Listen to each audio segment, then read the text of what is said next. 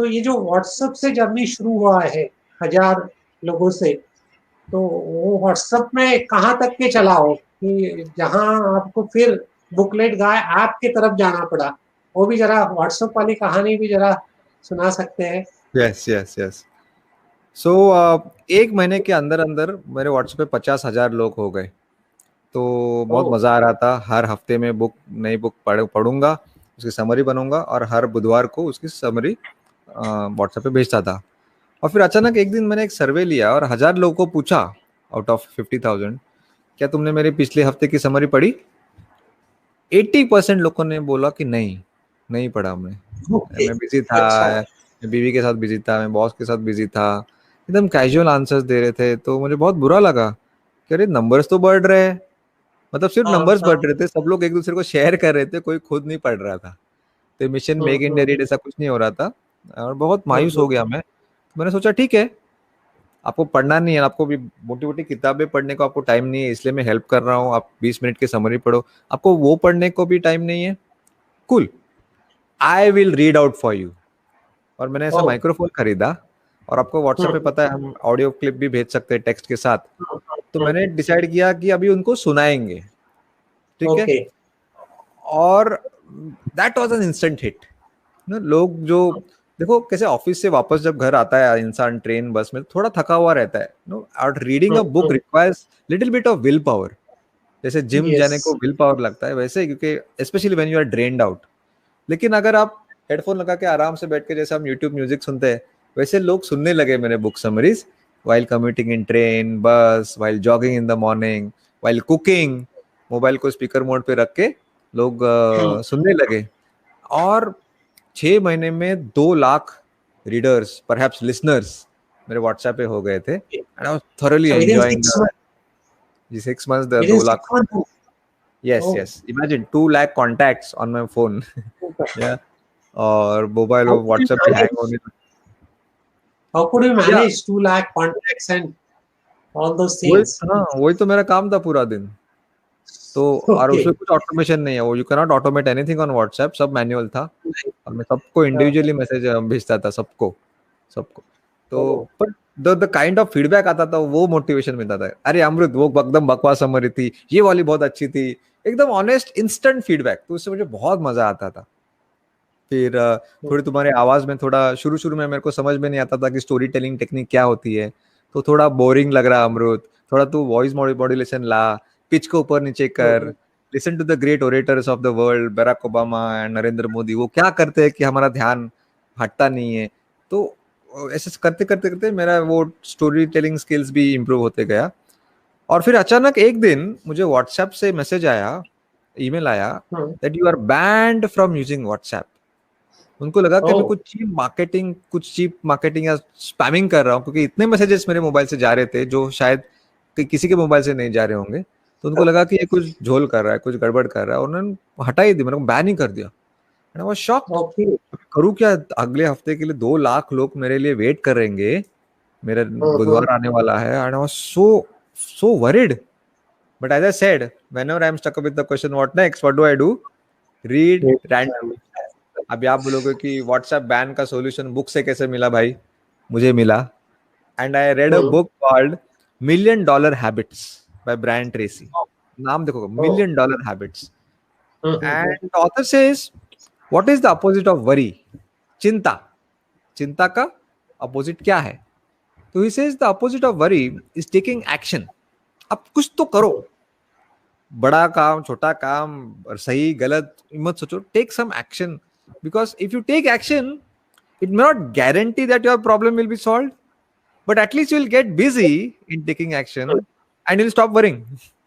क्योंकि वरी करने से तो कुछ होने वाला नहीं है। तो मैंने सोचा मैं क्या कर सकता हूँ। ठीक है, मैं व्हाट्सएप को ईमेल कर सकता हूँ और बता सकता हूँ कि देखो, मैं कुछ गलत नहीं कर रहा हूँ, I am not doing any cheap marketing, I am not spamming, I am on a noble intention to make India read, and I'm using your platform to cultivate the habit of reading amongst the youth of India. You should feel proud of me, and on the contrary, you are banning me. And hmm, see the hmm. power of small action. कहाँ वो 7 समुंदर पार company, मुझे पता नहीं कैसे लोग हैं, they took note of this email and within 1 week they lifted the ban. Oh! They said that for your cause we are putting this as an exception. I mean, can't believe that small actions and big results. और फिर मैंने सोचा कि WhatsApp का कुछ भरोसा नहीं है आगे जाके, if I really want to make India read और भारत के कोने कोने तक अगर पहुंचना है तो अभी मुझे खुद का प्लेटफॉर्म होना ज़रूरी है. तो मेरे कुछ आईटी के दोस्त थे जो जस्ट सॉफ्टवेयर इंजीनियर बने, उनको जाके बोला कि देखो मैं तुम्हें कुछ दे तो नहीं सकता, मेरे पास अभी पैसा नहीं है, बट मुझे लगता है कि I am making some meaningful contribution to my motherland and I stand for the higher purpose of reading habit.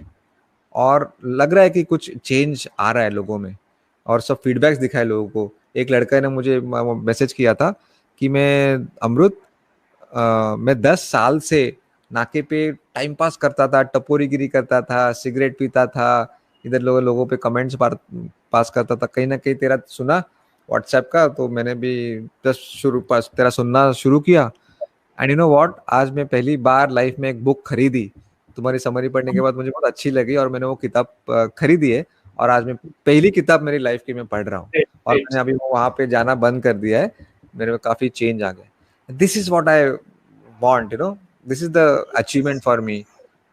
तो see the power of higher purpose. वो जो आईटी के जो लड़के थे, एक भी रुपया मेरे से नहीं लिया and help me to come out with a nice mobile app. और मैंने उसको नाम बुकलेट रखा. बुकलेट क्यों? Smaller version of book is called booklet. और इसलिए शायद लोग मुझे प्यार से अभी बुकलेट गाय के नाम से जानते हैं. गाय मतलब इंग्लिश वाला गाय. Yes yes yes. तो 10 लोगों से शुरू हुई कहानी आज लाखों लोगों तक के पहुंच गई है. 16 लाख लोग हैं. यस, 16 लाख लोग हैं. और भी एक बात मैं हाईलाइट करना चाहूंगा अमृत की, तुम्हारा जो नजरिया है दैट इज वेरी क्लियर कि 2 लाख लोगों तक तो पहुंच गया, मगर कितने लोग पढ़ते हैं उसमें का एक्चुअली हमें ये मॉनिटर करने वाली जो बात है. नहीं तो बहुत बार हम नंबर से सेटिस्फाई हो जाते हैं. You are not satisfied with the number.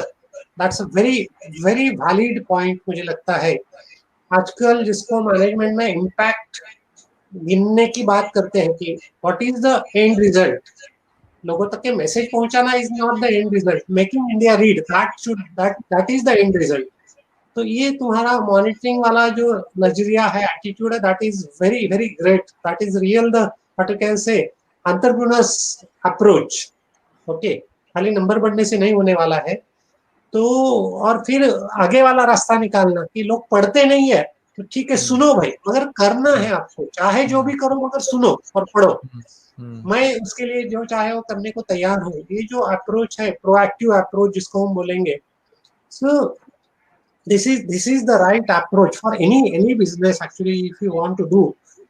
और एक सही मायने में सोशल एंटरप्राइज और प्रो प्रॉफिट एंटरप्राइज, इसमें फर्क इतना ही है कि फाइनल इंटेंशन में यहाँ currency gain is not the objective, goodness gain is the objective. यहाँ करेंसी, बाकी प्रिंसिपल्स तो लगभग दोनों जगह सरीखे इस्तेमाल होते हैं. और मुझे लगता है जो भी लोग सुनने वाले हमारे युवा मित्र है जो चाहते स्टार्टअप या ऐसा कुछ करे, तो उनके लिए मेरे ख्याल से मतलब अपार्ट फ्रॉम द बुक और ये सब अमृत का तो है ही है, but from the point of view of business I should say कि ये कई सारी जो अदरवाइज भी स्कूल में पढ़ाए जाने वाले प्रिंसिपल्स है, थियरी, इसका प्रैक्टिकल हमको ये सब स्टोरी में से समझ में आता है. That's why I am just highlighting the things.